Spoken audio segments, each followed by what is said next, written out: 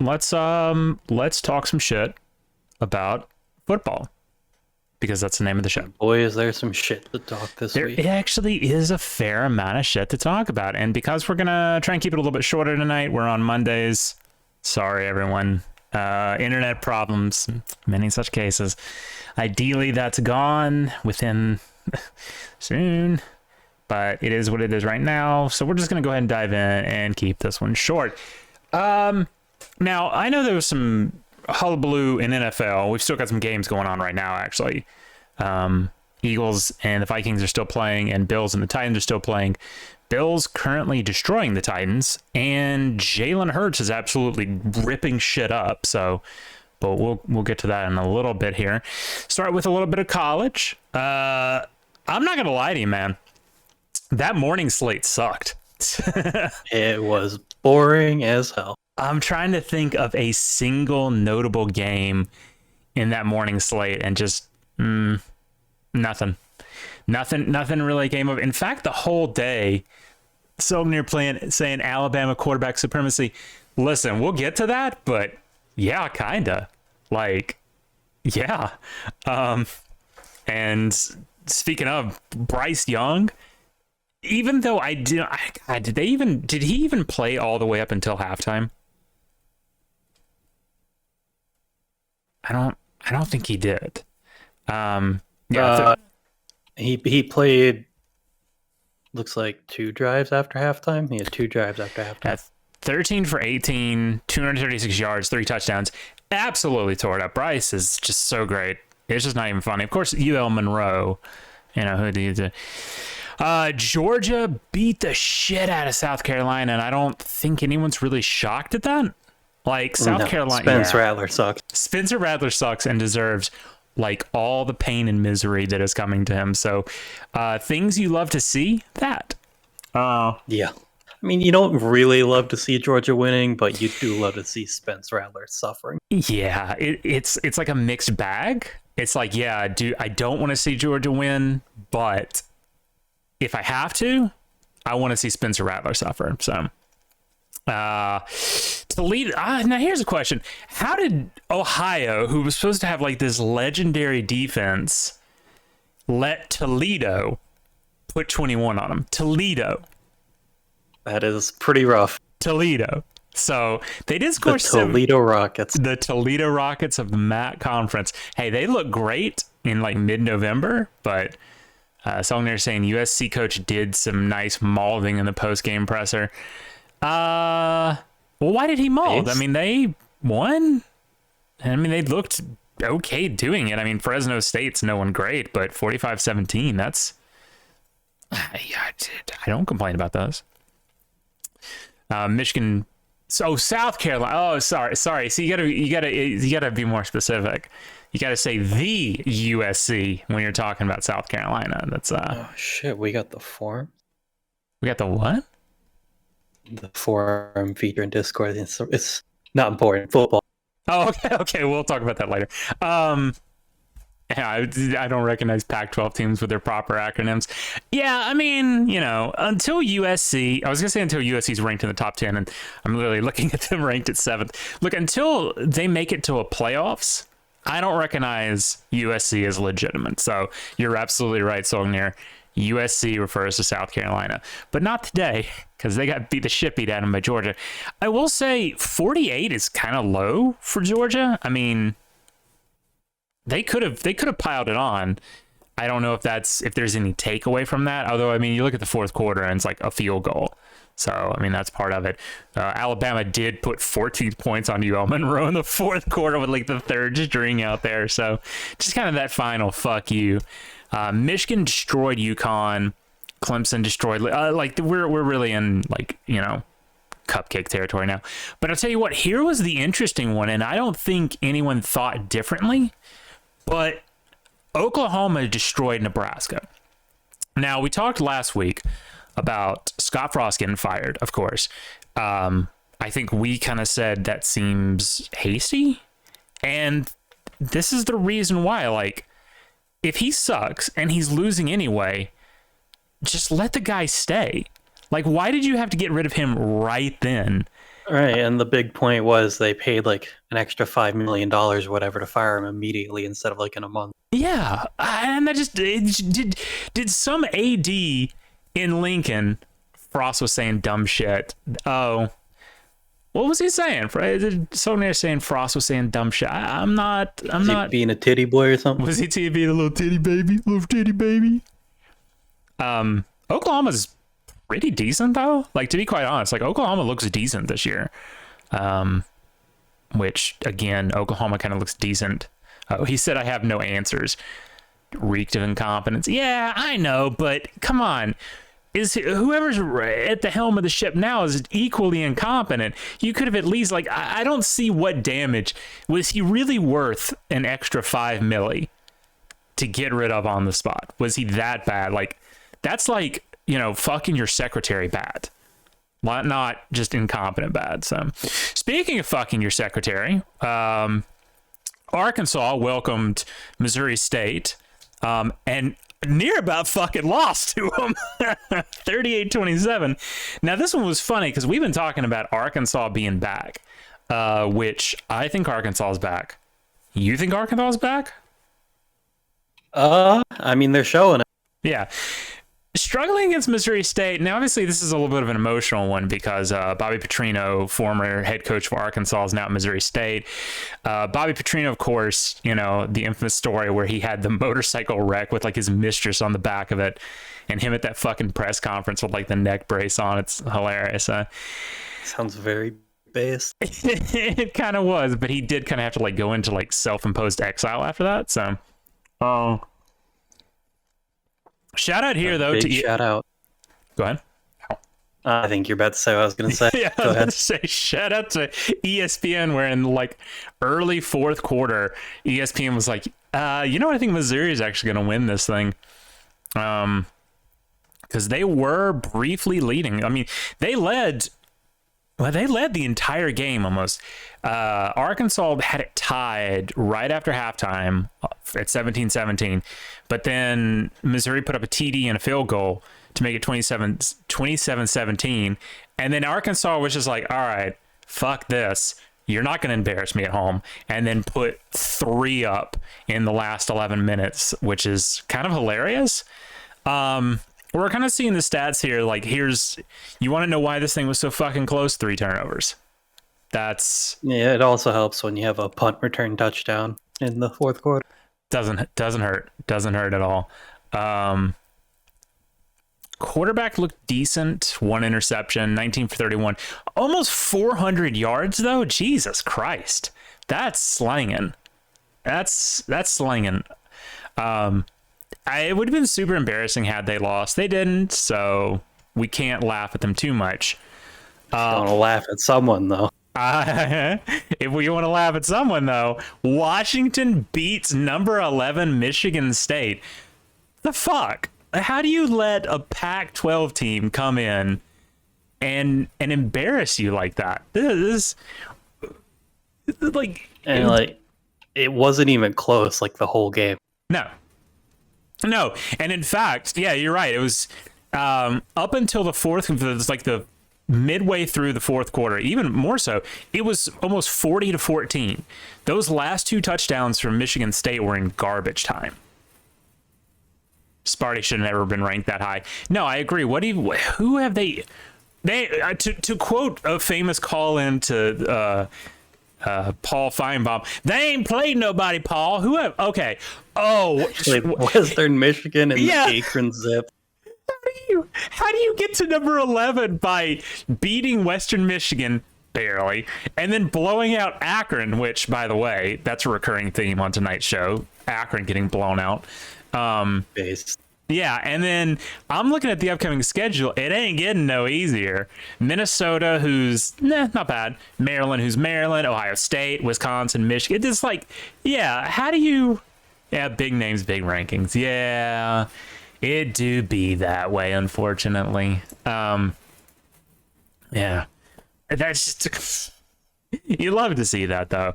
That was not the only ranked matchup of the week. We had 2 more. I think it was just 2. Yeah, just 2. BYU at number 12 got destroyed by Oregon, who, by the way, is anyone having more of a roller coaster season than Oregon? All right. Get donkey dicked by Georgia, right? Come back home and donkey dick Eastern Washington, then go stay at home and then donkey dick BYU. They went from number 6. We'll get to the rankings here in a minute. They went from number 6 to unranked overnight to 15, and now I want to say they're they went from unranked to 25 and then to 15. That was it. Thank you. 15 now. Yeah. So absolutely a roller coaster season for the Oregon Ducks. Let's check the stats on this one. How did our Bo Nix, 13 for 18, 222 yards and 2 touchdowns. Not bad, to be quite honest. Like, that's not bad. Bo Nix, of course, known for being extremely inconsistent, turnover prone. Looks like they only had 1 turnover and it wasn't his fault. So, I mean, hey, good for Bo Nix. That's great. We still hate Bo Nix around here, but that's fine. The other matchup was, and this one was late night, started about 8 o'clock. You love that one, especially when it's a snoozer like this. Texas and Miami, they went into halftime legitimately being 10-3. And it didn't get much better than that, because the 1 touchdown in the third quarter for Texas A&M and then a pair of field goals. This was a snooze fest. It was also there was a lot of fucking turnovers in this game too. No, apparently it was just 1. I'm thinking of something else. Ignore me. I don't know what the fuck I'm talking about. I will say this. This is absolutely hilarious to look at this by the stat breakdown. Total yards, almost 400 for Miami versus 264 for TAMU. 1 turnover for Miami. 400 yards for 9 points. 400 yards and 27 first downs. And you had the clock for 35. You had the ball for 35 minutes. And you've got 3 field goals. 400 yards, 9 points, Miami to TXT. Yeah. That game just absolutely sucked. I will say, like, TAMU's decent, but when you watch TAMU, I just get this feeling that I'm watching Mississippi State. Like, it just feels like... I mean, they lost to App State last week, so... Well, hey, let's talk App State, though, real quick. Look, I know. App State is a dirty word on this stream, but what a thriller of an ending, though. Let me pull that up, and it's actually in its entirety, because I want to get that 100% correct. It ended on a Hail Mary. Fucking Kirk Cousins, man. Oh, what happened? He just got picked off. That reminds me. Who was it that got hurt in the other game? In which one? The Bills game? Yeah. It was corner, I want to say. Dane Jackson. Oh, okay. So when you're saying this is very much a rebuilding year for TAMU. Yeah, which is crazy because, I mean, they have the number 1 recruiting class. Like, I mean, it's great material to rebuild with, but still, I feel like at that point you should be, like, showing something with it. I still am concerned about TAMU because TAMU is like Auburn and Mississippi State had some weird freaky incest sex and popped out a deranged baby that can beat Alabama every once in a while looking absolutely retarded. So apologies to any Auburn, TAMU, or State fans, but let's be real, they're not watching this or listening to this because they don't know how to use technology. Bold. I'm not even certain West Alabama or East Alabama has electricity. So, Anyway. Hey, my family's from there. Okay. Okay. This App State game versus Troy. Game day was there. Speaking of TAMU, stole it from him. Love to see it. Or don't, I guess. No, you kind of do. Well, you do, but are you coming around on App State? No, I just like seeing game day ripped away from a team. Oh, same. I also like seeing game day go, and I've said this 100 times, and I'll say it 100 more times. I like seeing game day go places they've never been before. I don't want to see game day in Tuscaloosa for the 10,000th time. I don't want to see game day in Columbus for the 10,000th time. I don't want to see game day in Miami, Atlanta, even really College Station for the 10,000th time. I want to see them in crazy ass places, like when they went to Memphis, like when they went to Fargo, when they went to App State. Yeah, well, they're in Knoxville this week. Well, that's okay, because again, Smoky Mountain nationalism we respect around here, so that's fine-ish. But I like it when they go somewhere, because like App State, they know they're probably not going to get another game day for a decade, and they show up. If even, Yeah. They show up and they are loud and they love it. And it's just great to watch because it's just a great energy.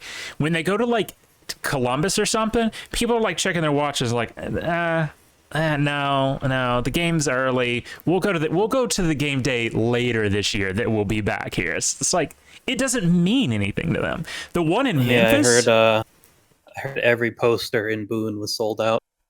Yeah, every craft store ran out of glue and glitter and poster board. They showed up. It was great. So they're saying have a legitimate tie-in with App State. So I'd like to see, what's your tie-in with App State? He's being like Capri, where he just like he has a tie-in with like everything. I feel like as a car guy, he probably does. Oh, that's true. Like, that's a legitimate reason. Car guys just like know everybody. But speaking of this, the game was 28-26 with 2 seconds left on the clock. And Chase Bryce absolutely slangs this shit from his own 38-yard line. No, he stepped up. Sorry, I'm wrong. But it was beautiful. And what's great is like bounced off of a guy's hands. It wasn't even a heave to the end zone. It was a heave to like the 5-yard line. Bounced off of someone. Everyone's like, oh yeah, we got it. And the App State rebounded into the App State guy's hands, Christian Horn, and ran it in. Time's up. 32-28 over Troy in a Sunbelt Conference opener Saturday. Love to see it. You love a little chaos. They did rush the field. That's a little cringe when you're playing a one and one opponent in September. I don't know that Troy is the team you rush the field for beating. But, game day's there. You're hyped up. Let's let them have it. So they're saying, no, I went there for 2 summers for Duke's TIP program back in... Oh, okay. Well, this is some rich kid shit. I don't give a shit. So that was great. I loved it. A bunch of other ones. Your boys, Tennessee, absolutely donkey dicked Akron again. Like I said, it's gonna be a recurring theme. Texas Tech actually lost to NC State, which the score on this game, like if I ask you in a vacuum, like what do you think the score of an NC State Texas Tech game was? It's easily like, I don't know, like what, 48 to like 52? No, 27-14. What? Texas? I don't think. Sorry, I just got auto played, and I spent like 5 minutes trying to find the tab. Fucking ESPN. Fucking ESPN. Hey, what were we talking about? Texas Tech, I was NC saying State. it's just so funny that they scored so low. Like that says I think more about NC State than it does Texas Tech. So, Baylor destroyed Texas State. Who cares? Here was another one. What happened here, man? What's going on with Billy Napier? 31-28, Florida versus South Florida. Well, here's the thing: the Gators fucking suck, and they're coming here to Knoxville this week, and they're going to get destroyed. Well, if they suck, how bad does Utah? How bad does Utah suck? I don't know. They're built different up there in Utah. That's true. But again, that just reinforces why we do not respect preseason rankings in this stream. Because if you put them at number 6 and then they just absolutely shit the bed, it just looks bad on you. Shout out to this game having 5 total turnovers, 3 from USF, 2 from Florida. You love to see it. You love to see it. You sure do. What you don't like to see is the missed field goal to force overtime at the end of the game. You don't like seeing that. Wait, that wasn't in this game. It was. We talking about the same game here? Florida and Florida South Florida? Bulls, Florida Gators. Yeah, it did go into overtime. Yeah.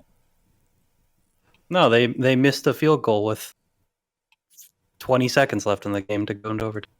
No, USF botches late field goal, giving Florida. Yeah, that's the what win. I'm saying. It didn't. They missed the.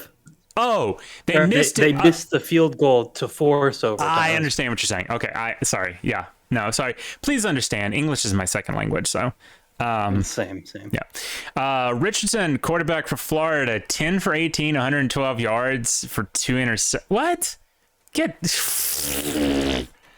that shit out of here. This game sucked. Solid 11.6 QBR. You love to see that. You'd love to see that. Man, let's talk about this one real quick. Liberty versus Wake. What's going on, Wake?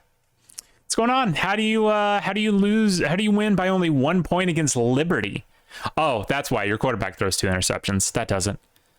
Okay, well, that makes a lot of sense. Liberty turned the ball over 4 times.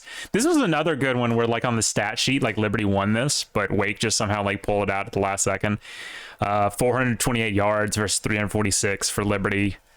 Had the ball 35 minutes, 22 first downs, but 4 turnovers. Get you every time. Interestingly enough, the Liberty Flames, went for a 2-point conversion to go ahead and failed. Yeah, someone said that. Yeah, shout out to Liberty for going for 2 on the win instead of that tie. Yeah, we call that pulling an App State around here. So, didn't work for them either. So, yeah. I mean, Liberty's like decent, although Southern Miss did almost beat them. So, maybe not. Ole Miss, Ole Miss and Georgia Tech was one of those morning games where just absolute fucking snooze fest. It's still the right call. Listen, nobody respects this fourth down, going forward on the 2-point conversion more than me. Fourth down too, but like I honestly think Giants got a win last week off that. I'm a big respecter. True. Honestly, like we should get rid of punts and we should get rid of extra points. Everyone goes for it on fourth down, and everyone goes for 2. No more of this pussy. Based? No more of this pussy shit. Texas did all right against UTSA. That doesn't make me feel great about Alabama barely winning against them. But here's the one. Here's the one we love to see. Penn State in a home series last year and this year come down to the plains of Alabama and beat the dog shit out of the Auburn Tigers, War Eagle. Oh my God. Fuck you, Auburn. Absolute dog shit. Listen to these QB stats. TJ Finley, 11 for 19, 152, and 1 interception. Auburn turned the ball over 4 fucking times. Jesus yeah, that's pretty bad. Christ. Pittsburgh beat Western Michigan. Nobody cares. So here's our top 25. Georgia is still at the top. Boo. Alabama still number 2. There was actually no movement in the top 7. Kentucky jumped over OSU. Kentucky being at number 8 makes me feel uncomfortable. Like, I just like that. When I look at this, I'm like, is this basketball? Because no, it can't be basketball because Alabama's too close to the top. So I'm just like, look at this. I'm fucking confused. Like, Arkansas and Kentucky and USC are in the top 10. What? You got Kentucky up there, and the only college of note they beat was Florida, and Florida kind of sucks. So, well, you know, it looks good on the Alabama resume. I say, as I'm pretty sure we don't even play Kentucky this year, but whatever. Hey, SEC, that's all that matters. Tennessee right on the outside looking in at 11, but I tell you what, if they beat Florida in convincing manner, it's no if, it's when. Oh. Are you calling it? Absolutely. I love the confidence, man. Yeah, because they jumped up 4 points. So when you're saying Uga goes to Kentucky in November, probably for the SEC East, oh my God. Kentucky. Listen, Kentucky, you've done nothing for me in my life. I've never even been to Kentucky, I don't think. And the only joke that the only like reference to Kentucky I can think of is a joke based on like a guy we used to make fun of that worked at a CVS or Walgreens or something. That's all I know about Kentucky. But listen, baby, I need you to do one thing, and I need you to do one thing only for me. That's a bold claim out of him when the Vols are going to knock them out at the beginning of November. I tell you what, it's nice to see like actual like competition in the East for once. Tennessee, Kentucky, Georgia, all kind of like, you know, looking varying degrees of back and good. I don't like Georgia being that high, but what, you know, hey, best case scenario, Vols and Kentucky beat Georgia. Very base. Very base. NC State jumped up to number 12. Utah's somehow in the top 15 at 13, whatever. Penn State jumped an impressive 8 spots by beating the shit out of Auburn. LOL. Someone says, I'd like Tennessee's chance if they were Neyland. Oh my God. Can you imagine Georgia coming into Neyland? Oh my God. That'd get loud. That'd get loud, yeah. That'd be a sellout crowd right there. Oregon jumped a grand total of 10 spots to put them at 15. I don't know how I feel about that one, to be quite honest. Like, that just feels like setting up for failure, but whatever. I mean, they shit on the ranked BYU, so I can see why they did it. That's true. Someone here says, I really don't think y'all understand how good UGA's defense is, though. Kentucky might not even score. Listen, all I know is that Georgia dumb. And there is no stat that can all I know is you guys let Spence Rattler score on you once. So. Get his ass, drag him. Actually, it wasn't even Spence Rattler. It was the backup quarterback at the end of the game. Nice. What's great? Here's the thing about Sogner, though. You got to understand that every morning that guy wakes up and checks the AP top 25, and then he opens his closet door, and then just one side of it is Alabama shirts, and the other side of it is Georgia shirts, and whoever's at number 1, he just wears that shirt that day. So, you know, a little bit based. A little bit, yeah. Always be repping number 1. That's. Kirk Cousins picked off again. I don't know. What's that? What's the grand total on that one now? That's his second. Hey, all right. Yeah, it definitely wasn't Rattler. Backups out for him. It's so crazy. Like, Spencer Rattler objectively fucking sucks. Why does he still have a starting gig? I was gonna say, why do people still talk about him? But he doesn't. Like, nobody, like, he barely gets any mention unless it's like the game that he's playing. Yeah. Ole Miss jumped up to 16. Baylor stayed put. Washington stayed put. Shockingly. Feels like they would have gotten some upward momentum, but, you know, whatever. I guess beating MSU wasn't a big enough deal, so whatever. BYU dropped 7. Florida dropped 2. Whatever, which, you know, they did struggle, sure. Wake Forest dropped 2, which makes sense. You don't almost lose to Liberty and stay where you are. Texas dropped 1. Tamu went up 1. Pitt went down, and Miami dropped 12. So you hate to see it. App State is this close to being ranked. This close. The only 2 ahead of them are Michigan State at 26 and Florida State at 27. I agree with Florida State, but get Michigan State the fuck out of there. Get Michigan State the fuck out. Stuck. Yeah, Michigan State sucks and might be dumb. So, looking ahead to next week, what do we got? Week 4. Kent State and coming into Georgia. Great. Stetson Bennett gets to pad his numbers. Oh boy, cool. Oh, we have some Thursday night games this week. Yeah. Excuse me. Excuse me. Nothing really of note, but wow. Maryland and Michigan, who cares? Clemson and Wake Forest is a ranked ACC matchup, so keep an eye on that. It's a morning game on ABC Saturday, But, I mean, could answer some questions if, whether Clemson's garbage or maybe Wake Forest is good. Who knows? It is just a touchdown game, so who knows? Penn State playing Central Michigan.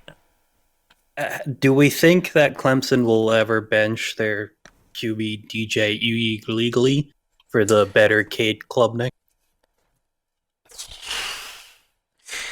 I'm going to say no. Ukulele has like a lot of brand recognition and name recognition, and I feel like they're just kind of like locked into him. And you know how Dabo is, like once he's like hot on somebody, he stays hot on them for like ever, because he's like convinced that they're gonna like break out of their shell and become like the next Sammy Watson or Trevor Lawrence or whatever. So short answer to that long statement, no, probably not. So when you're saying Baylor at Iowa State is a trap game, Iowa State is actually a favorite by a field goal. Another morning game Saturday. Hey, first off, you love to see good morning games. You really do. So that's going to be an interesting slate. A trap game and a ranked matchup. Love to see it. Don't love to see Rhode Island playing Pittsburgh. A game so irrelevant that there is not even betting stats for it. Not on here. I'm sure there's somewhere. 2:30 on CBS. A little Brad Nessler, a little Gary Danielson action. Florida at Neyland. Man, that's gonna fuck. Tennessee is a favorite by 11 points. Not bad. Yeah, not bad. And they're gonna destroy them. Might as well be minus 40. I hope so. I want to see Tennessee do really well. I want Tennessee to be in the top 5 for one reason. So on the 3rd Saturday of October, when the University of Alabama Crimson Tide rolls into Knoxville and absolutely donkey dicks them, it makes us look better.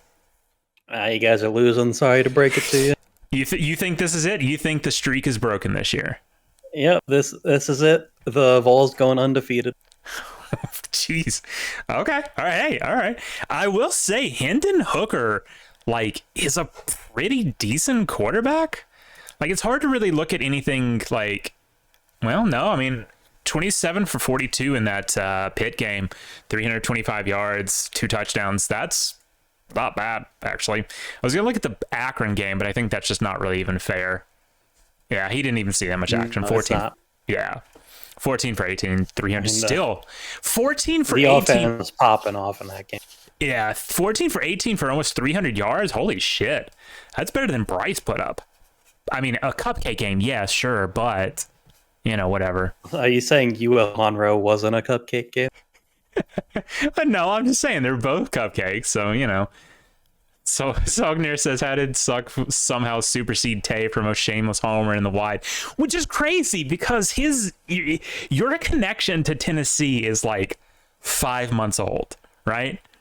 I've been an Alabama homer since I was, on and off really since I was a little kid. So yeah, no, it's crazy how he has just become. I know how to ride.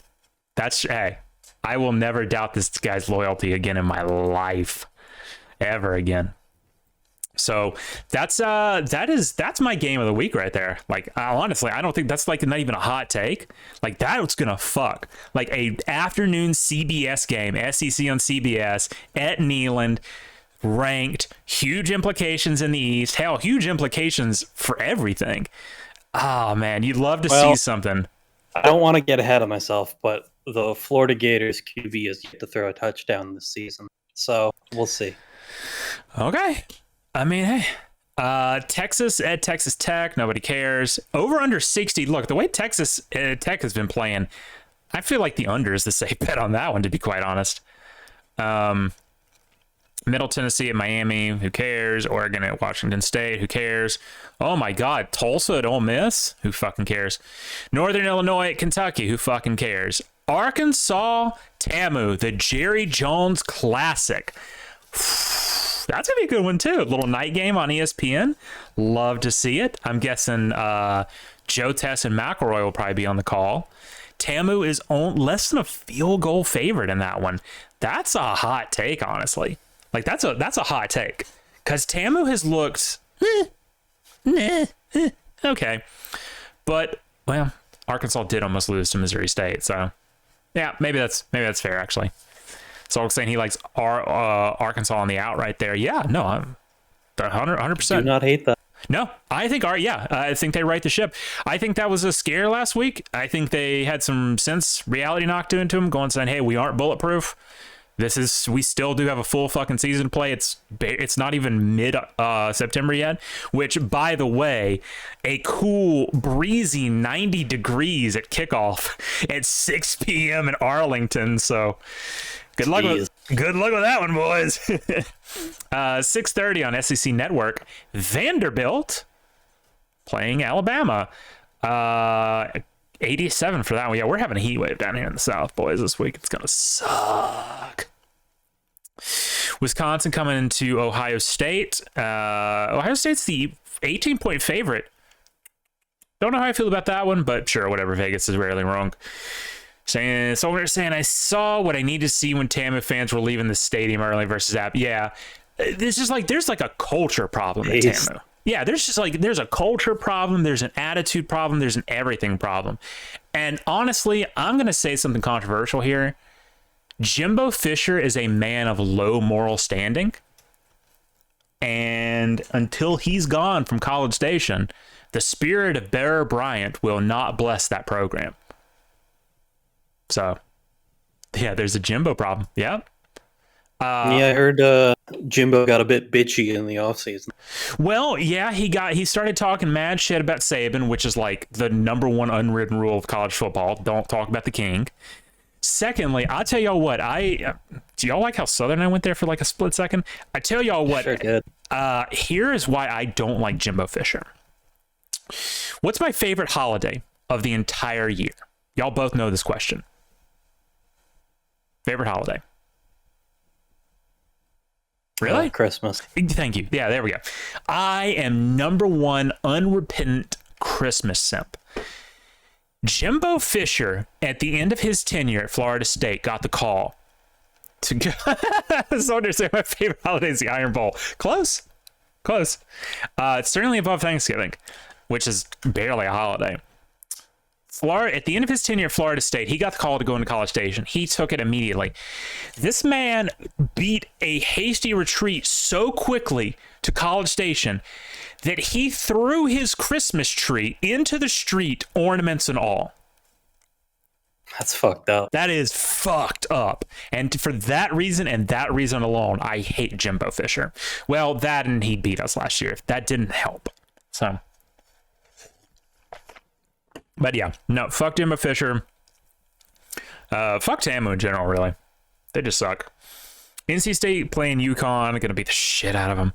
Kansas State, Oklahoma, gonna beat the shit out of them. Actually, well, yeah, no, beat the shit out of them. USC at Oregon State, gonna beat the shit out of them. Wyoming, BYU, gonna beat the shit out of them. Utah at Arizona State. I actually saw Arizona State actually fired Herm Edwards, I think I saw. Yeah, it did happen. Yeah. But yeah, I want to read this. I didn't read this. Apparently he's under NCAA investigation. Oof. What is it? What is it for? Don't think it says. Man, fuck the NCAA. Like, on God, man. That's a shame because Edwards was pretty decent. He was doing pretty decent, so I don't know. A lot of turnover in coaching positions. Stanford, Washington. Who gives a fuck? I wanted to see. You said there was some Thursday night action this week. What we got here? Oh, West Virginia, Virginia Tech. Okay, I like that. West Virginia is a field goal favorite, barely. Coastal Carolina, Georgia State. That one's gonna be on TV. Actually, ooh. Dude, we got a double header at 6:30 on Thursday night. Let's go, dude. You said there wasn't anything to watch Thursday. Man, you tripping? All right. Anyway, that's enough of this stupid fucking college shit. Let's talk about some real sports, why don't we? Hell yeah! All right, NFL. What's man? So I'm just pulling it up. Man, the Eagles are beating the dog shit out of them. Let's go. Jalen Hurts. Yeah, Jalen Hurts right now is the pass and rush leader for the Eagles. That's a fucking college stat. That's a college stat right there. yeah, he's the prototypical athlete that they like to throw out there. Yeah. That as soon as a team figures him out, he does nothing in the rest of the game. Yeah. But the Vikings, I watched some of this. They apparently forgot how to do pass defense at all. So. And then Kirk Cousins turned the ball over, so you kind of hate to see it. It is what it is, as they say. As a Giants fan, I wanted to see the Giants alone at the top of the NFC. Right. Oh, that's an embarrassing stat right there. Total yards. Minnesota hasn't even broken 200 yet, and Philly's looking like it's on track to beat 500. Shit, one team almost did this week. Yeah, Jalen is one of the nicest guys in football, like hands down. Like I literally cannot say enough nice stuff about Jalen. Of course, originally a starting quarterback at Alabama, got hurt, or no, not got hurt, just sucked and got benched in actually the Natty in favor of Tua Tagovailoa. Obviously, the rest is history there, giving us the 20. And I mean, if you look at Tua this week, kind of a good call. I mean, hey, that comeback though, let's fucking go. All right, but yeah, listen, NFL's your thing. Pop off, King. All right, so we're gonna start here on Thursday night with the Chargers Chiefs, which honestly, this game hurt to watch because fuck the Chiefs. It was a good game though, and it was a great game. The Chargers were in control for most of the game, and then pick six in the third quarter, in the start of the fourth, pick six, and it was all over for the Chargers from there. Mm-hmm. Which I guess that's kind of the story of the Chargers. Despite being a very good-looking team, they find ways to lose games every week. Well, the context here, of course, is Herbert was playing injured the entire game, right? Or most of it. Not the entire game. I think it was maybe fourth quarter. Oh, okay. I think it might have been after the pick six, actually. I think he got hurt on the pick six, actually, maybe. Might have been that, but he got hit very hard in the ribs. I think he has like cracked cartilage in the ribs or some shit like that. Mm-hmm. Oof. Yeah, so that is a very good point. Every team that plays in LA is playing an away game every game. But yeah, cracked rib cartilage. Basically, fans don't show up to LA games because there are no people fans. Live in LA suck. Yeah, that's true. So, but other teams that travel to LA, their fans travel to LA to watch the game, so it's always an away game there. Oh, that's depressing. Yeah. They have two teams there and no fans. Pretty impressive. Yeah. But yeah, so pretty much the whole fourth quarter, Herbert stayed in the game, kept slinging. I mean, they brought it back close, and unfortunately, the onside kick failed, which that doesn't really happen frequently with the current rules. So the one did happen this week, so that's pretty big. Mm-hmm. And I think that's going to be the story of the Chargers until they figure out how to win games. Just always looking great and then pissing it away. What is the timetable for him coming back looking like, Herbert? He's still day to day, so he could play next week, even though I don't know if that's a great call, but. So I'm just saying, Herbert, best Pac-12 QB. Who did he play for? Oregon. Oh yeah, he played for Oregon kind of in like that little dark age they went into, where like no one was really watching them and they were never on TV because no one gave a shit about them. But yeah, he was decent. He was in fact there was a little bit of time there when I was gonna say the Pac-12, which is still in its fucking dark age. He was really the only like person in the entire Pac-12 that was looking. Yeah, the post Mariota era. Yeah, he was the only shining star of the Pac-12. But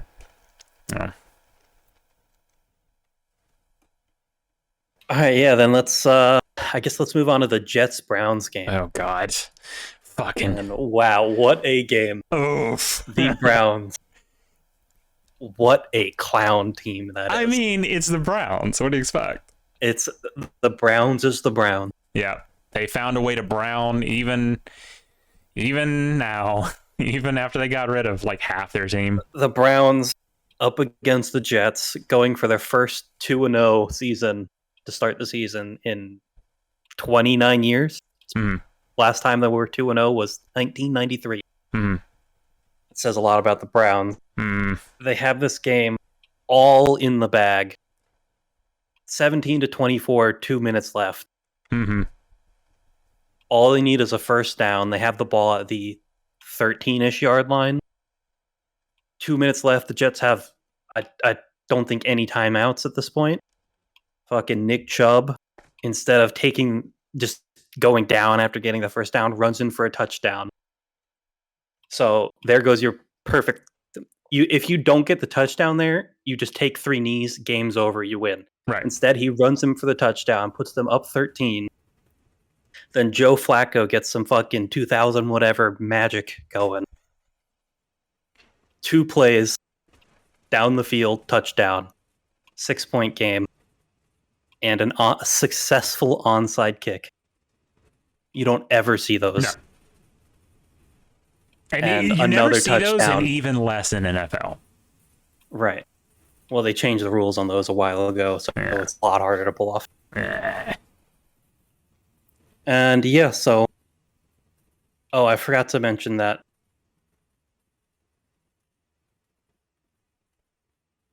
That's whatever. I don't know what I'm looking at here.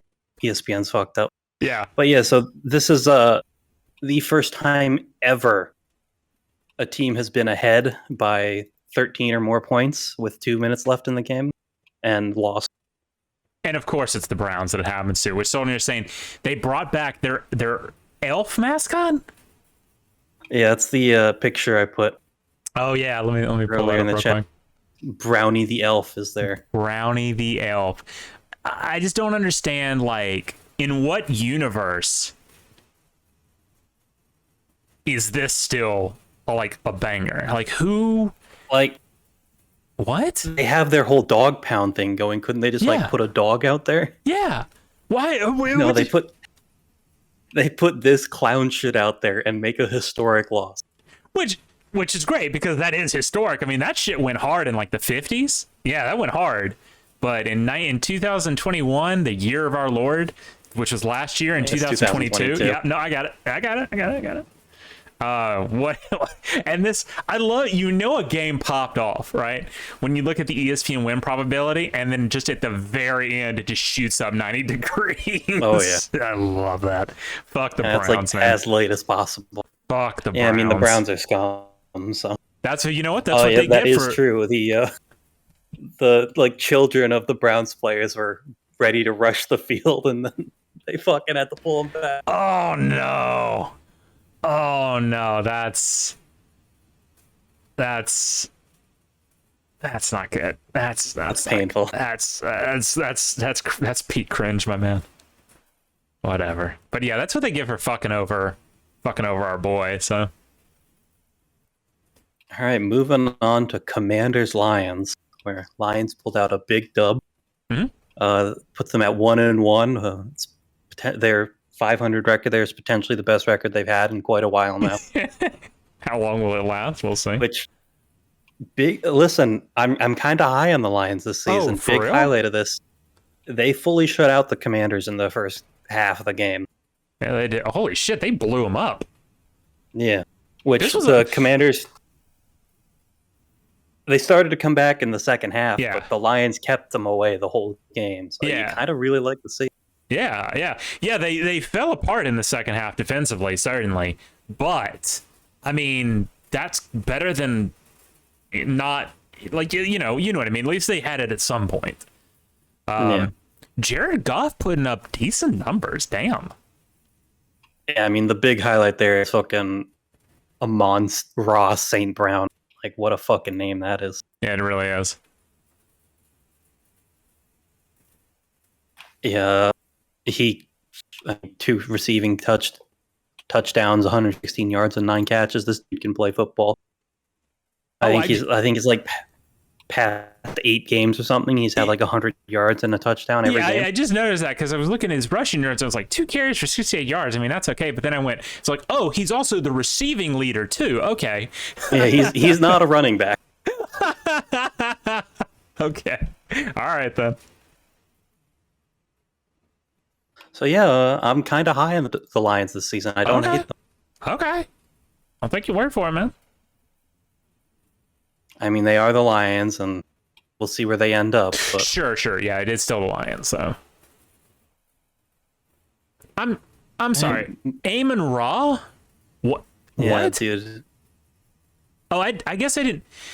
Bro, my brother's in Christ. This guy is literally named after an Egyptian god.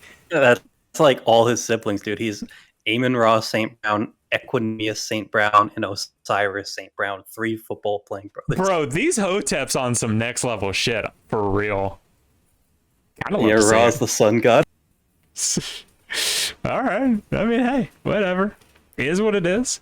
Channeling that real Kang energy, and you'll like to see it. Literally kings, yeah. Here's not something I love to see with the next game you're going to talk about. All right, Bucks go into Mercedes-Benz Stadium, is it? Yeah. No, the Caesar Superdome. It's the slushy king or smoothie king. Oh, well. Super dome. Listen, I want to get play out the ahead of this. Saints. I want to get out ahead of this real quick and just say my dog of the week is Jameis. All right. This guy played like hurt, I think, most of the game, right? And just stayed out there. So that is okay. Sure. Granted, he threw 3 interceptions and the Saints in total had 5 turnovers. Sure. But dog of the week. Sure. So the big story of this game is that the Bucks basically don't ever beat the Saints in the regular season. No. And this game was fucking dog shit. Not good to watch at all. This game was terrible. There was 2 field goals. Sorry, I read that wrong. There was 1 field goal in the first quarter, like pretty early in the game, and that was the last score in the entire first half. Right. And now the Bucks could have gone for field goals, but they went for it on 4th down and failed. So Based, but it is what it is. no, it's based is what it is. It is based. Yeah. Going for it on 4th and that end of the field is always based. Yeah.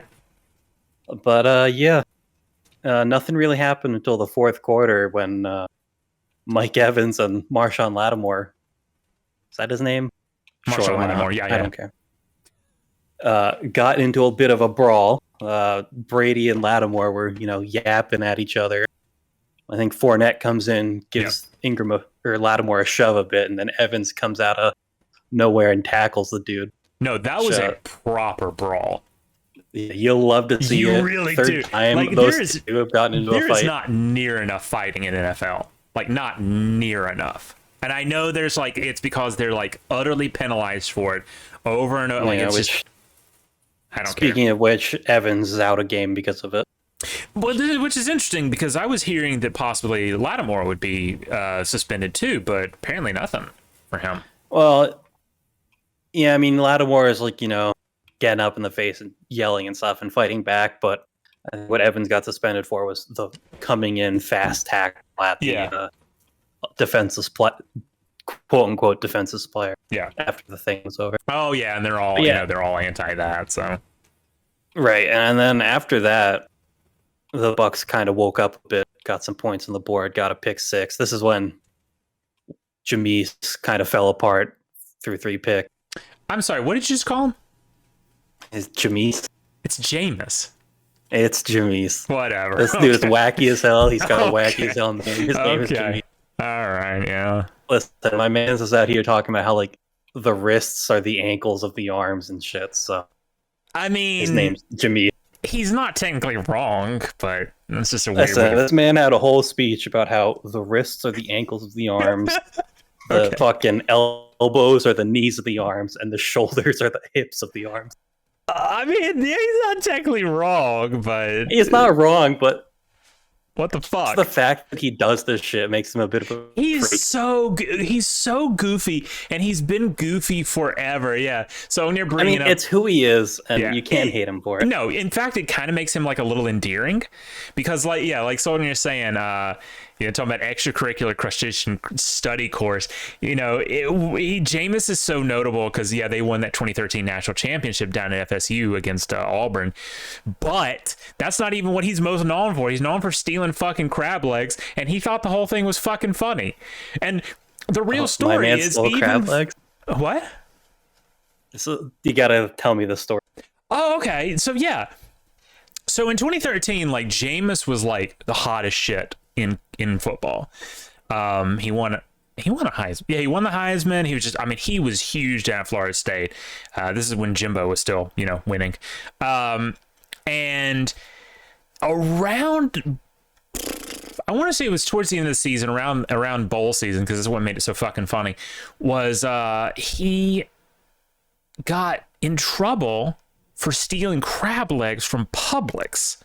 Now, we would later go on to learn that he wasn't stealing them. He had like an unspoken deal with like the butcher or like the guy who ran the seafood department in the Publix that he could just take the crab legs. Now, here's the craziest thing. Someone is making a good point. Bear in mind that players weren't getting paid then, and him getting anything free was a big NCAA problem. Yeah. Here's what's crazier. True. The crab legs were not cooked, so that adds an entire new element to this. Was he getting them and then like having like a crab leg broil in like his apartment? Like it very basic it stuff. spawns more questions.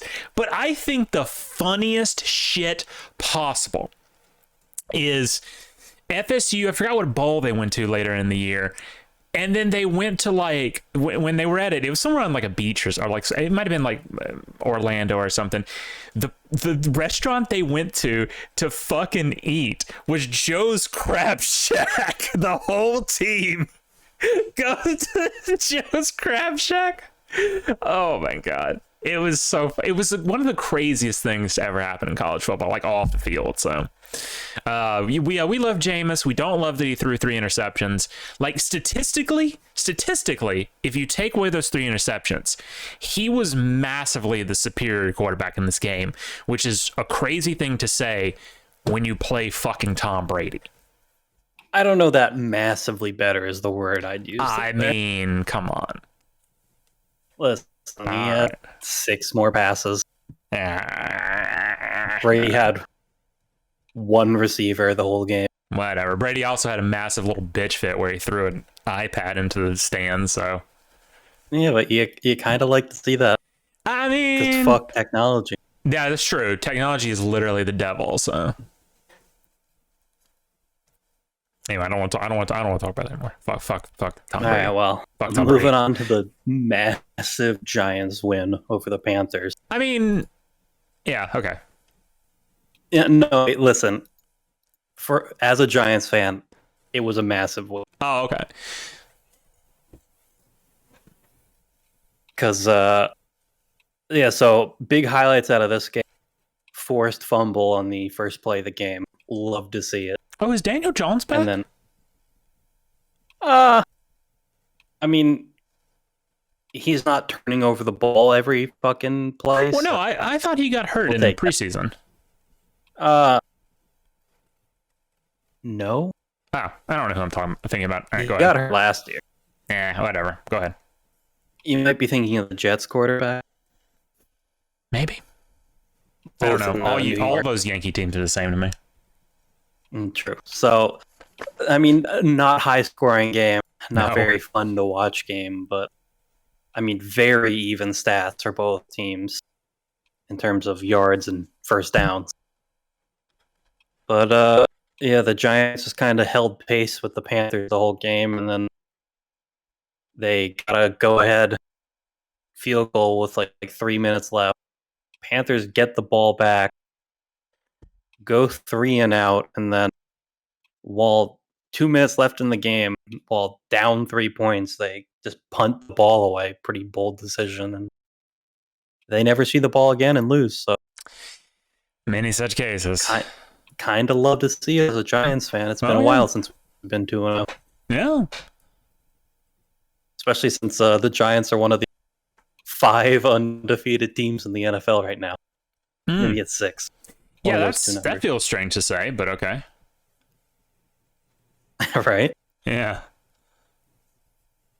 And then we'll get into our first Bama quarterback game of the week, because kind of a big week for Bama quarterback. Yeah, and I tell you So, what, Steelers. Yeah, just looking at these stats, not bad, Mac Jones, not bad. Yeah, they're still so the Steelers defense, very good. Not as good with TJ Watt out, but still a very good defense. I'd say the biggest highlight of this game was when Aguilar picked the ball out of the air with a man on top of him. Based. It was a very good catch. It was like they both jumped solid 3 feet in the air, and he came down with the ball and then ran into the end zone. Yeah, Mac Jones was this game also was... he threw an interception. Yeah, he was kind of slinging. I mean, Pittsburgh offense is pretty questionable. Well, I mean, the when you're led by Mitch Chancellor, Kenny Trubisky, were out there. Yeah. It's going to continue being loud. Man, look at this fucking game leader. How many fucking Alabama players are on this? Mac Jones, Damian Harris, Najee Harris. Oh, Damian Harris got hurt, though. You do not like to see that. Ooh, I didn't want to hear that, no. I don't know how bad the injury was, though. I just remember seeing him go down and get taken out of the game. He's such a nice looking... Look at him. He's such a nice looking guy. Damian Harris, he'd just be smiling. Good for him. Yeah, he's a good guy. Yeah, he's a great guy. I've mentioned this before, but it's like crazy how good of human beings like everyone that comes out of Tuscaloosa ends up being. Like you never hear about Alabama alums in fact, the only reason you even heard about an Alabama alum this year in some controversial stance was because he was the one who got shot. So now, did Henry Ruggs play at Alabama? Henry Ruggs, yes, he did. Didn't he get into some shit last year? Like he drunk drove a car and murdered a family in the process. Yeah, that did happen. Anyway, moving on. Go ahead with it was a leg injury for Damian Harris. Yeah, listen, you never like to see that. No, you don't. It always sucks. No, I mean that's when it's a leg injury. That's probably rest of the year. All right, moving on to the next game. Colts Jaguars. Oh my god! Now, I'm gonna say something a bit bold here. Okay. The Colts fucking suck, and looking at their performance the past 2 weeks, might be one of the worst teams in the NFL. A tie and a loss, and no points against the Jaguars, who, by the way, aren't great themselves. They're not, but I will say the Colts have not beaten the Jaguars in Jacksonville for 6 or 7 years now. Mm-hmm. So this was kind of a free money bet if you bet on the Jaguars, which I did. And it's funny Sognir makes that point because Matt Ryan, now the quarterback for the Colts, looks really bad. 3 interceptions, and then Jonathan Taylor, really fucking good running back. They only gave him the ball 9 times. That's criminal. Matt Ryan's fucking throwing picks left and right, and you're not giving your best player the ball. Absolutely stupid. Also, shout out to T. Law, not too bad. No, 25 for 30? Holy shit. 235 yards. Yeah. And it was something like 14 straight without an incompletion. You'll love to see that. You actually really do, yeah. Good for him. But yeah, the Colts fucking suck. That's about all there is to say from that game. Okay, well, duly noted. All right, and now moving on to probably the best game of the week. Oh my god, this one! Dolphins Ravens. I only caught the end of it. Game. I only caught the end of it because Jesus Christ, look at this fucking win probability. This was all over the place. I only caught the very tail end of this one because it was on the same time as that abortion of a Saints game, and I don't have Red Zone, so. Right. This game was absolutely fantastic. This looks like a college game. Holy shit. The start of the game, the Dolphins looked rough. Mm-hmm. Real rough. and Lamar Jackson was playing quite literally perfectly. I think he was like through like the third quarter, he had thrown maybe 2 incompletions, and he had a 79-yard touchdown run. Jesus. Yeah, he was their rushing leader. Very nice. So Lamar Jackson he's clearly out there playing for that contract. And yeah, that's a pretty impressive play by Lamar. But the real story of this game was the fourth quarter Dolphins. Because good lord, 21-35 going into the fourth quarter. No, sorry, 14-35 going into the fourth quarter. And the Ravens just decided to stop guarding Tyreek Hill. Sure. And yeah, they did. Listen, they were real high on Lamar Jackson in the commentary this game. Which, to be fair, he was playing really fucking well, so we'll give him that at least. But yeah, just multiple, like, only one-on-oneing Tyreek Hill, and then, I mean, he did it at the Chiefs nonstop, and he's doing it at the Dolphins nonstop. Also, big shout out to my man. Where is he? River Kraft. On the Dolphins.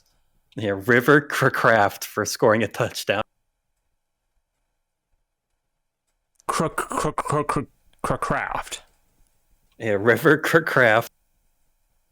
Second to bottom of the Miami That's gotta receiver. be a white boy. Yeah, no, yeah, wow. Holy shit, it's a white boy. Yeah, no, who saw that coming? River Kraft. Yeah, Jalen Waddle is also a problem. The Jalen Waddle Tyreek Hill combo both had 11 catches, 190 yards, and 171 yards together. 2 touchdowns each. First time that's ever been done by a wide receiver do it. Pretty fucking insane play I had 2 of them. And I tell you what, 2 at that 90 QBR, if it wasn't for those 2 interceptions, that is a hell of a game. Yeah. Which QBR I think only goes up to 100s. Yeah. Yeah. Yeah, and then rating is what goes up to 158.4. Right, yeah. Very weird number for that to stop at. Saying one of those ends was a total fluke. Yeah, that's a recurring theme of Tua's career, to be quite honest. I mean, they had my man's throw the ball 50 times, but hey, 36 catches, 469 yards. Yeah, no, that's baller. You'll love to see it. That's baller. Listen, almost the Dolphins, 10 yards average, baller. The Dolphins are running into the Bills next week, which might be them running into a brick wall, but yeah, it's going to be a good game, though, I think. You'll love to see it. Oh, it's going to be a great game. Yeah. Where's that game being played? In Miami, so that'll be a good game. Oh, it's going to be hot as shit, too, man. It sure is, which my favorite quote from the Miami head coach coming out of this game is he told the team he wanted them to play with some adversity, and they took him a bit too literally. Yeah, well. But yeah, this game was a lot of fun. All right, Falcons-Rams. Now, this game looks very close, and it was not that way for a long time. Yeah, no, I'm seeing that. The Rams came out of this gate looking rather pissed off about their loss last week. Sure.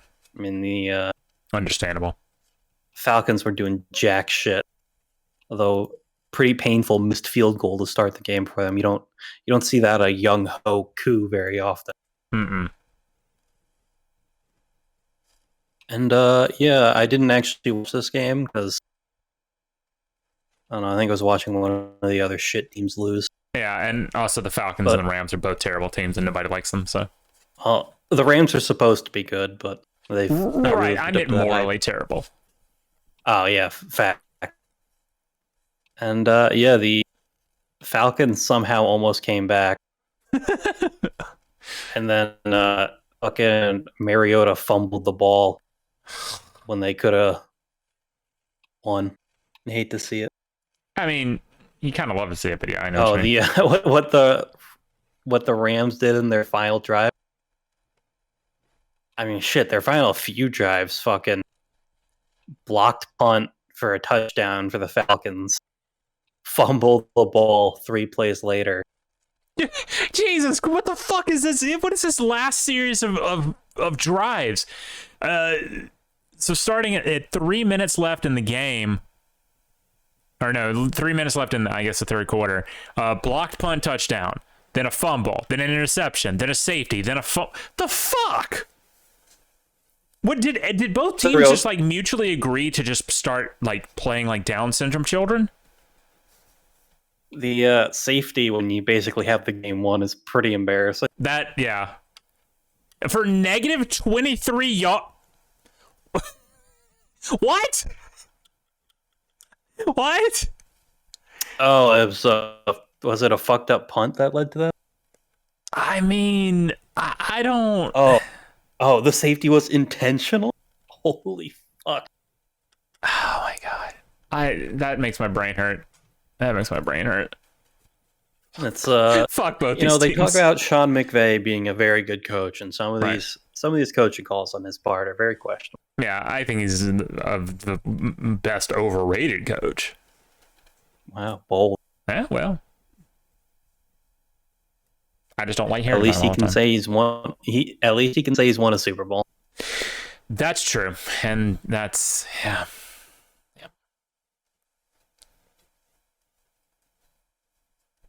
All right, well, those teams, especially the Falcons, have come very close to winning games and also just giving them away. Mm-hmm. Yeah, the Rams suck. I'm gonna say it. No, I'm fully on board with that. I hate the Rams. They won a Super Bowl, and now they suck. Fluke, by the way. Yeah, the Bengals should have won that. Mm-hmm. And now the Bengals suck, but we'll get there in a minute. I mean, that's another story. So moving on to the Seahawks-Niners. So big story of this game is, yeah, that is true. The Falcons were coming back from a 28-3 to try to get some revenge on how they lost in the Super Bowl to that. But they failed. So poetry, man. Just poetry. Second drive of the game for the Niners, Trey Lance goes out, gets an air cast on his leg and carted out of the field. His ankle's broken. Oh no. He's out for the rest of the season. Oh no, that's awful. No. Now, they got Jimmy G still, of course. So he came in. Jimmy G. I mean, he didn't play amazing, but sure. I mean, he played at a Jimmy G level. He also probably hasn't been taking much in terms of snaps at all. Sure. And I also heard they dumbed down the playbook for Trey Lance, so yeah, they might not have the full Jimmy G slate going right now. But so Trey Lance, 11 games played in college. It's now his third year in the NFL. What, South Dakota State? Yeah, some shit school. Yeah. So it's his third year in the NFL now, and he's played North 4 Dakota, or 5 games. Well, he started 4 or 5 games. I don't think he's completed all of them. Right.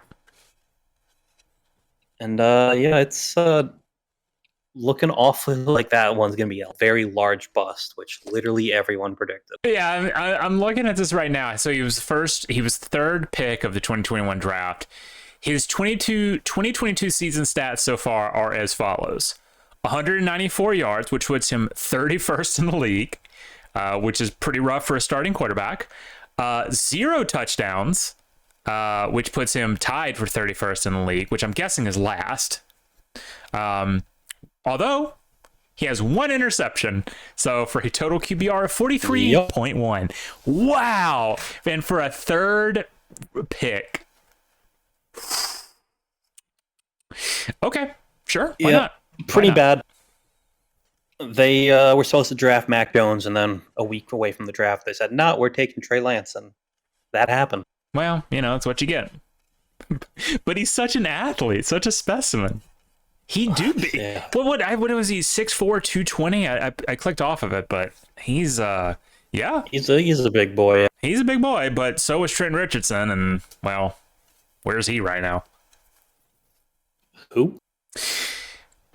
Nobody. Actually, yeah. Exactly. Thanks for proving my point. So, And yeah, the Seahawks looked like dog shit. Well, that's because they are dog shit. Sure. Yeah, they got Geno Smith at quarterback, and that's about what it was expected out of the Seahawks this year. Right. So Yeah, I think we're going to look back at the end of the season and go, them beating the Broncos was just like a completely emotional fluke. And oh yeah, it was 100% a fuck you Russ game. it was, yeah. So, whatever. Fuck Pete Carroll, too, so. Base? Yeah, his and where Colts legend Trent Richardson. Didn't Trent Richardson go up and play in, like, Canada a little bit, too? I want to say he did. He got real desperate there at the end. Do you really not know who Trent, like, were you just doing a bit, or do you actually not know Trent Richardson? Fucking no idea who Trent Richardson is. Oh, okay. So Trent Richardson was like, he was a running back at Alabama, and he was like, oh my God. Like he played around the same time as like Mark Ingram, who was one of the legendary running backs for Alabama. But Right. he was just unstoppable. And like, he's a running back, and he's 5'9". I thought he was bigger than that. I thought he was taller than that, but I guess not. 230 pounds. This guy's a fucking unit. You literally, I saw this man drag 3 people on his back down the field for like 10, 15 yards every fucking play. This man was unfucking stoppable. And then, yeah, he goes into the NFL and he plays, as you can see, he bounced around a bunch of places for the Browns, the Colts, Raiders, Ravens practice team, went up to Canada to play for the Rough Riders, came back down to Alabama to play for the USFL, not the USFL, the AAFL, or no, Iron? Yeah, they were the UAF, yeah, AAF, which, then went down to wherever the fuck that is to play for the Cuartelos de Chihuahua, whoever the fuck, Football Americana de Mexico. He's playing Mexican football. That's a shame. There's Mexican football? Apparently, so this man has played in literally, no, Birmingham Iron was AAF, who's the fucking, what's the USFL team? That's Birmingham. I don't know. Point is, no. Yeah, but Solnier did say maybe XFL 2.0 for Trent Richardson. Maybe. He's a good guy though. We're way off track. Let's get back to the NFL instead of the Taco FL. That was racist. I apologize. Yes. Dude be wanting a taco though. Right, so yeah, kind of same. So going on to the very interesting Bengals Cowboys game. Oh boy. The Bengals have some real big questions over there. Well, here's the first thing. I don't think anybody expected the Cowboys to win this game. Like, no, not at all. No.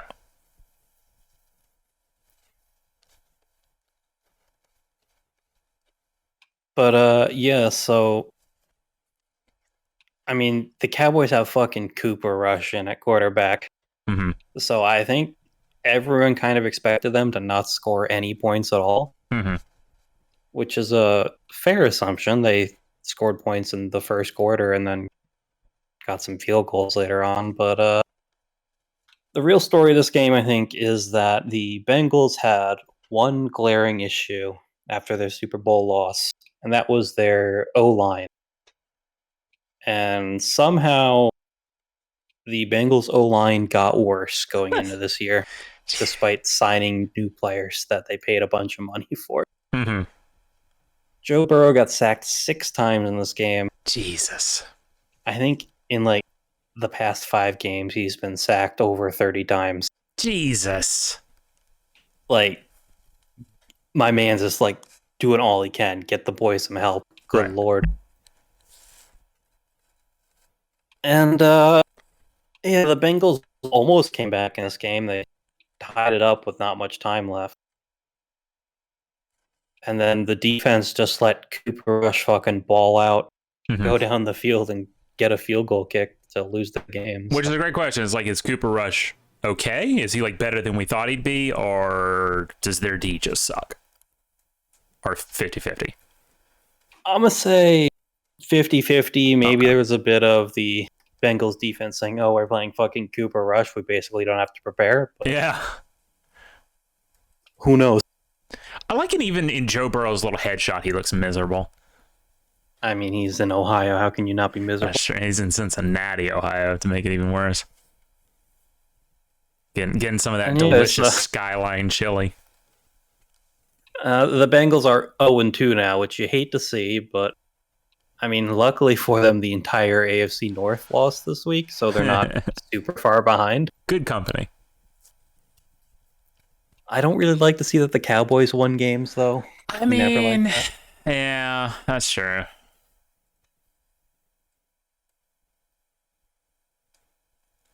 Who are you saying is his favorite practice squad target? Solgner.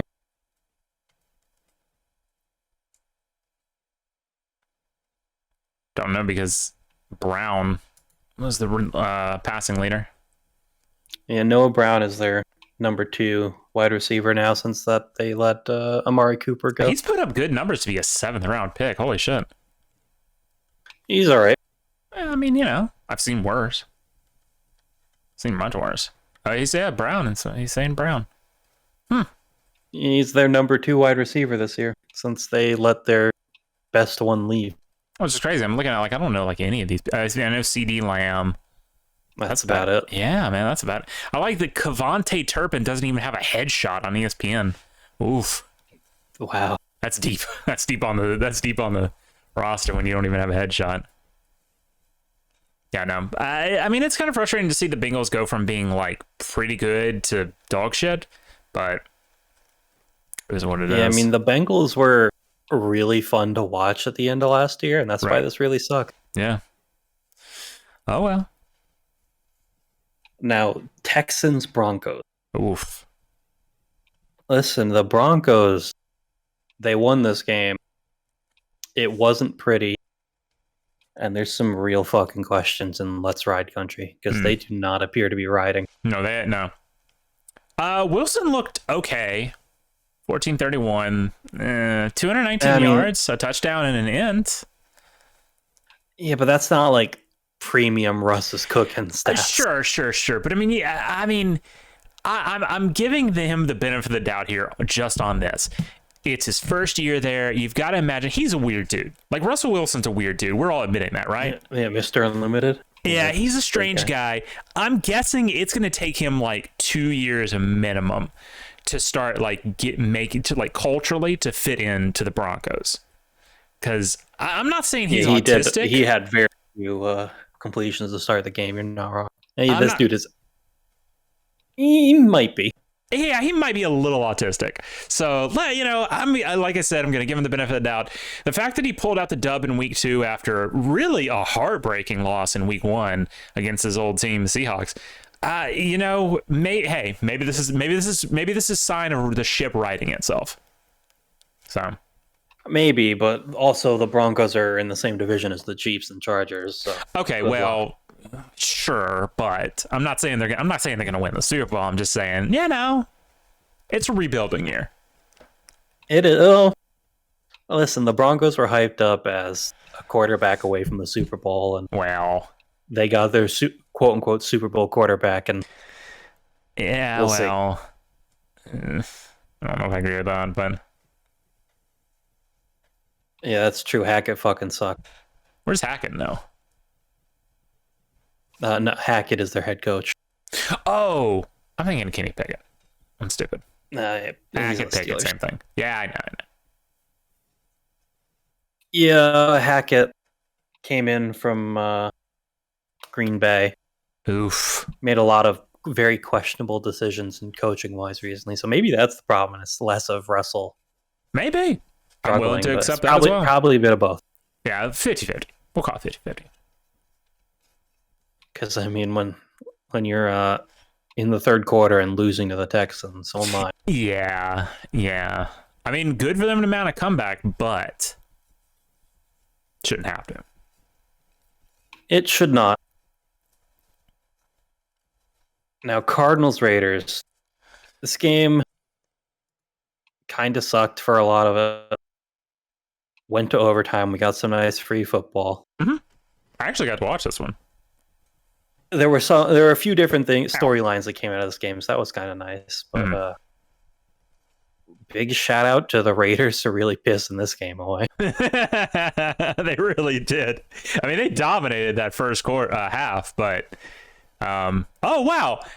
Oh no, I was gonna say they got shut out in the second half. No, they got a they got a field goal. And they got a field goal, and Jesus their only Christ. overtime was their game-losing play, or their only turnover was the game-losing play. So it's like it's not even they were like bad with holding on to the ball. Although I think actually Renfro might have fumbled the ball multiple times, just recovered it. But yeah, the Raiders once again find a way to lose a game. The Cardinals, whenever I see Kyler Murray, and it's like a behind the players shot where like you can properly see their heights, he just looks like a fucking baby on the field. Yeah. He's such a weird dude. Like he's tiny. He's got a weird looking baby face. God, he's 5'10". I'm taller than Kyler Murray. What the fuck? He's 5'10" on a good day. Yeah, standing on his tiptoes just a little bit. But yeah, so this game had two 2-point conversions successful by the Cardinals. Hold on. I just want to give a quick fucking shout out here. I was looking at the depth chart here for the quarterbacks in Cardinal, and I saw Colt McCoy, and I went, no, surely not. Colt fucking McCoy is still in the NFL. This man is 36 years old. Listen, Colt McCoy started like 2 or 3 games for him last year and won one of them. Oh, hey, man. God bless that man. Because, I mean, obviously Colt McCoy, of course, really great player at Texas in the late aughts. Played Alabama in the 2009 national championship where he infamously got hurt, leading to Alabama winning, of course. Well, God, I was as close to 5'10" as I am to 25. That's very true. Ooh. That's a big oop. Yeah, shout out to Colt McCoy. Sorry for that little detour going. Yeah, so the first 2-point conversion was like the longest time-wise 2-point conversion play ever. I think it was something like 23 seconds long. How? So what happened is Kyler was just fucking scrambling up and down the field nonstop until he finally just ran the ball in himself. That's like so I funny. think some nerd who somehow did the stats said he ran like 83 yards on the 2-point conversion play. It's like, how do you let that happen? That's actually pretty fucking funny. I'm not gonna lie. And yeah, they do that twice to tie up the game. Go into overtime. Cardinals get the ball first, turn over the ball on downs, and then Raiders get the ball back. They're basically in field goal range at this point. All they have to do is kick it to win. And then Hunter Renfro fumbles the ball twice. First time, Raiders hold on to it. Second time, Cardinals scoop that shit and score, ending the game.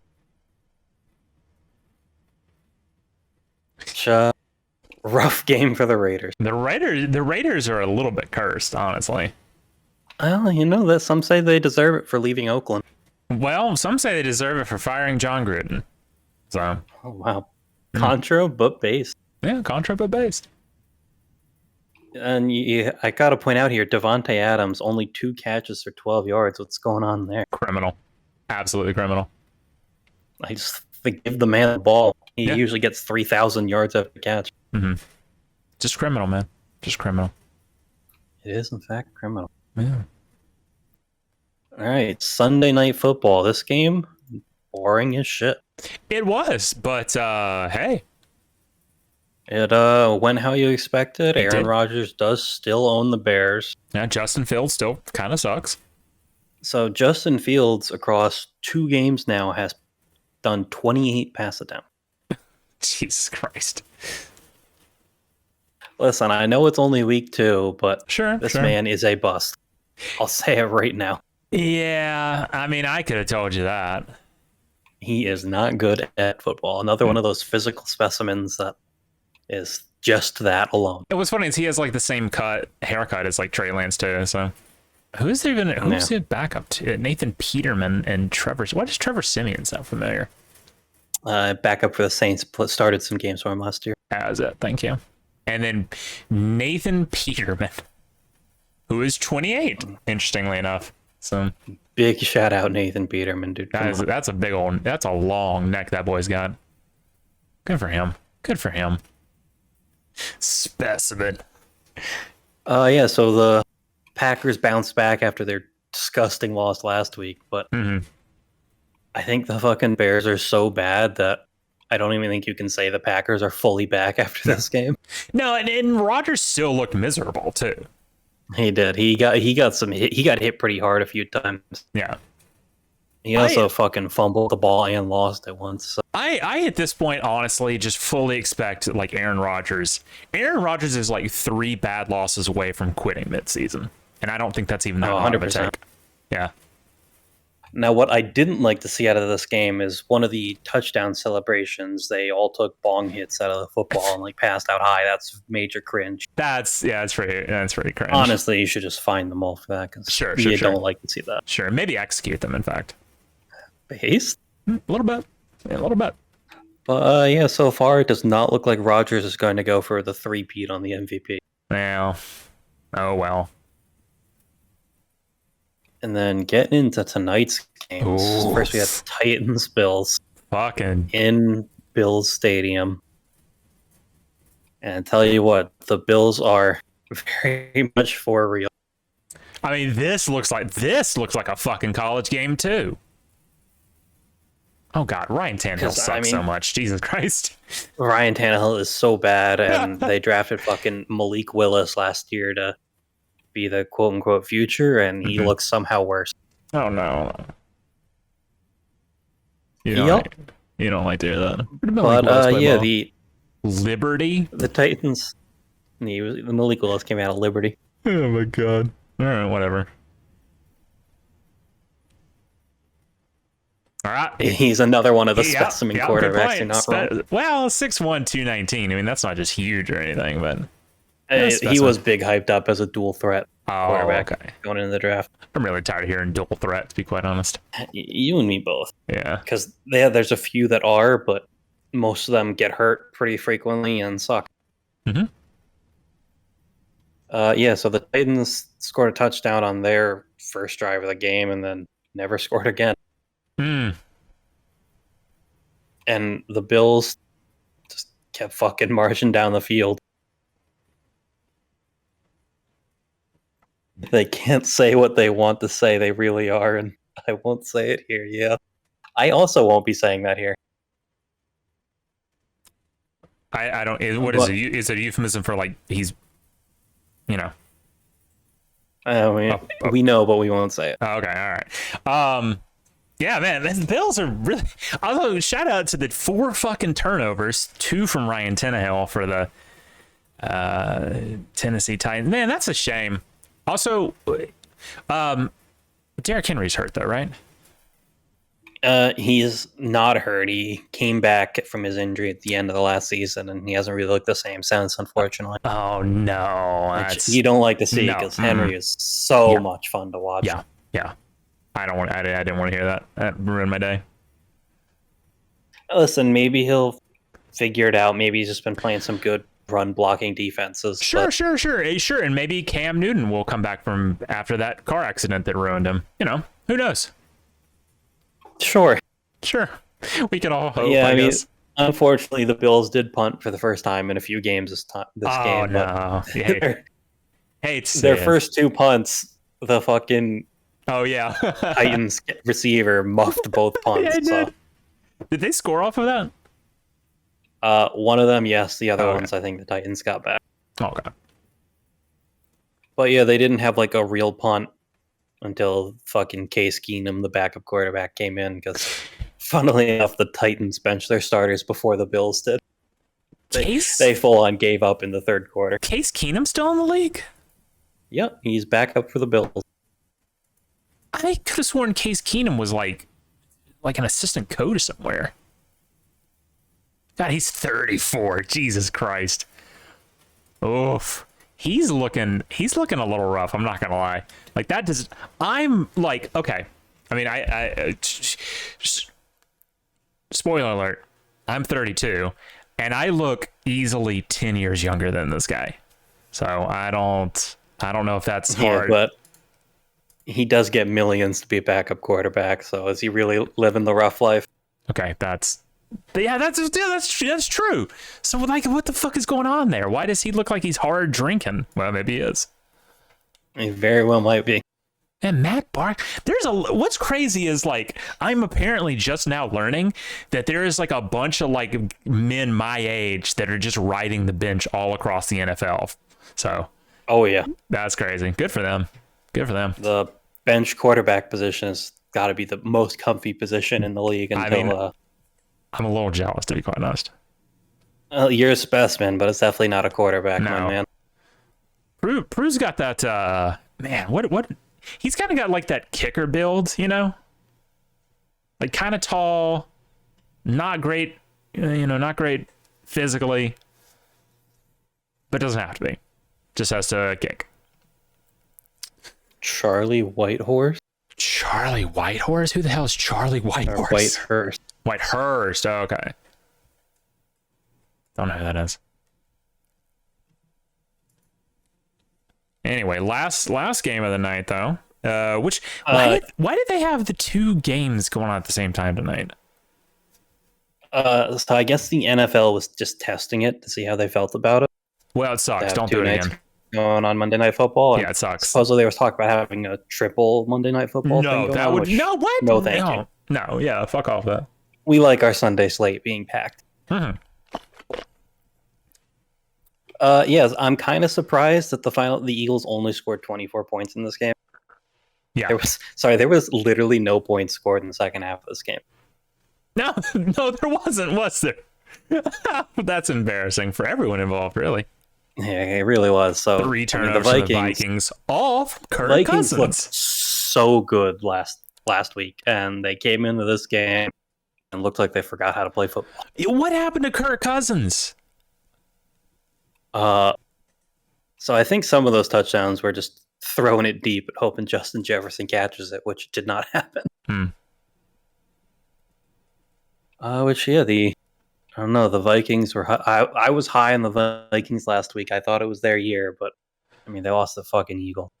Oh, so are you telling me then no Gritty tonight? Who was their one touchdown? Yeah, no Gritty tonight. Oh, you hate to see it. So I playing Fortnite tonight literally had more Gritties than the actual Gritty guy. Yeah. All right, hate to see it. Sure do. Which is what it is. I mean, let's look at the drives in the second half of this game, as it was a clown show. Got interception. Oh no! at the goal line from Kirk Cousins. Fucking Eagles march down the field, get a field goal blocked. 3 plays later, Kirk gives him the ball back on a deep throw. Actually, it wasn't even a deep throw at that point since they blocked the field goal. Then Eagles get the ball. I guess they end up punting it. Don't really go anywhere. Eagles had a lot of offensive penalties this game. They definitely need to figure that out if they want to do shit. Mm-hmm. Then somehow the fucking Vikings go 27 yards in 11 plays. It's pretty rough. Jesus Christ. Then Eagles get the ball back, throw a pick. Vikings get the ball back, throw a pick. Eagles get the ball back, punt. And then Kirk Cousins gets sacked to end the game. What a poetic ending. We started the show as this game went into the second half, and I only watched like glimpses of it. But holy shit! But apparently you didn't miss anything. So yeah, so 2 weeks in the NFL season, big shout out to the teams that are 2-0. The Dolphins and the Bills in the AFC East, which they play each other next week. So one of those teams is going to lose, probably the Dolphins. And then the only other team in the AFC undefeated is the Chiefs, which, I mean, not really a shocker there. And then in the NFC, we have the Titans of the football, the New York Football Giants, 2-0. The Eagles also 2-0, and then the Bucks at 2-0. So looking like there's not going to be any undefeated teams very long this season. Maybe the Bills. Yeah, maybe the Bills. I can see the Bills going all the way undefeated, but everyone I else could, just. but it's a lot of games. That's true. It's a very long season, so. All right, next week we got Thursday Night Football. We got Pittsburgh at Cleveland. That is going to be a god awful game. Oh god. Well, hey, thank God there's college on that night. I mean, I'm still going to watch this game because it's going to be a lovely clown show. Sure. And neither of the teams have very good offenses right now, so we'll see what happens.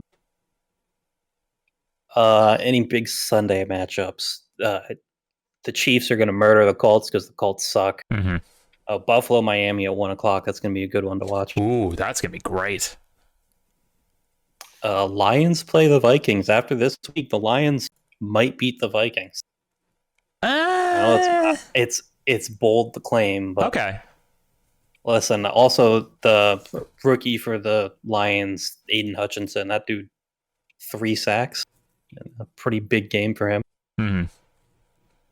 So, they're turning. They got a good culture, the Lions, I'll say that.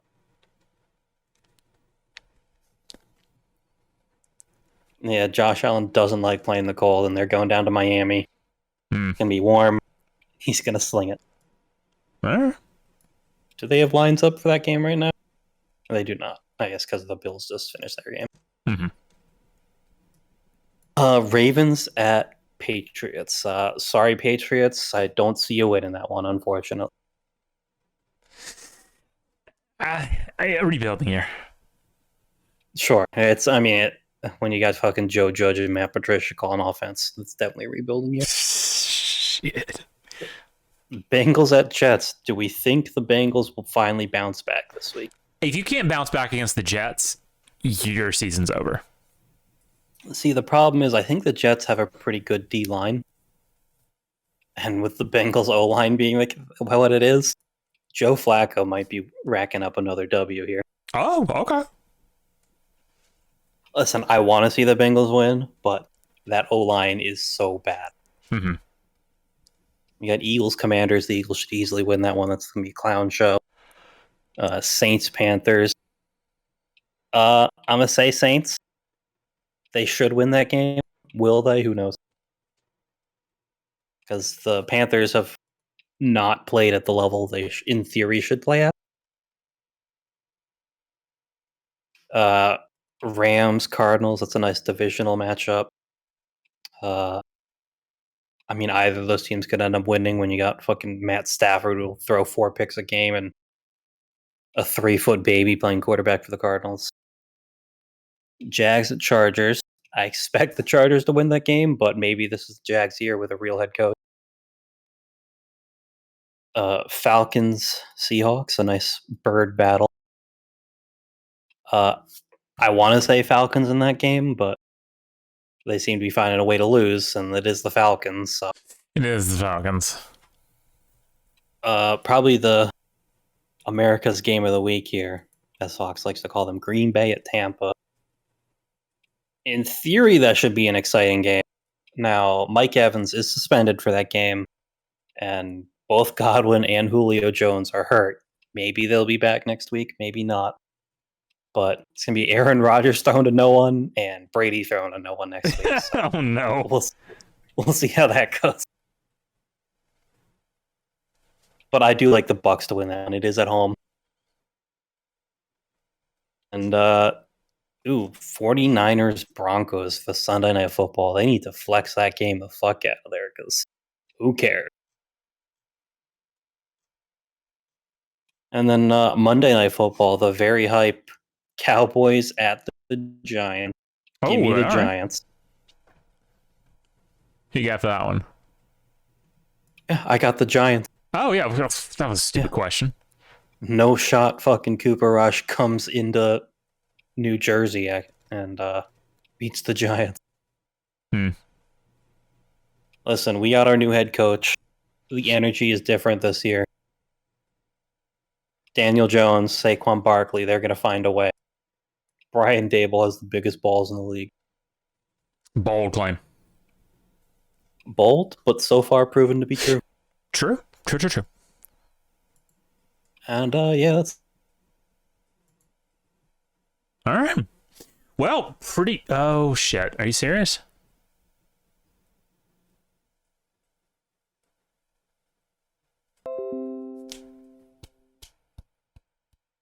My dad does that in post.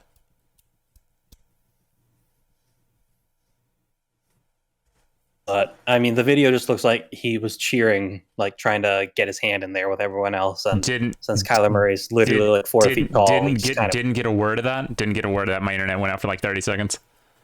Oh, are we back? No, we're actually not back. I can hear you, but the stream can't because we're not. It's like stop broadcasting for some reason. Oh, that's unlucky. Are we going back, or what's the plan here? Well, I mean, we're done anyway, so All right. Well, let's just so say goodnight, Succ. all right. Good night. But yeah, Kyler Murray got slapped in the face during his celebration, and now there's a police.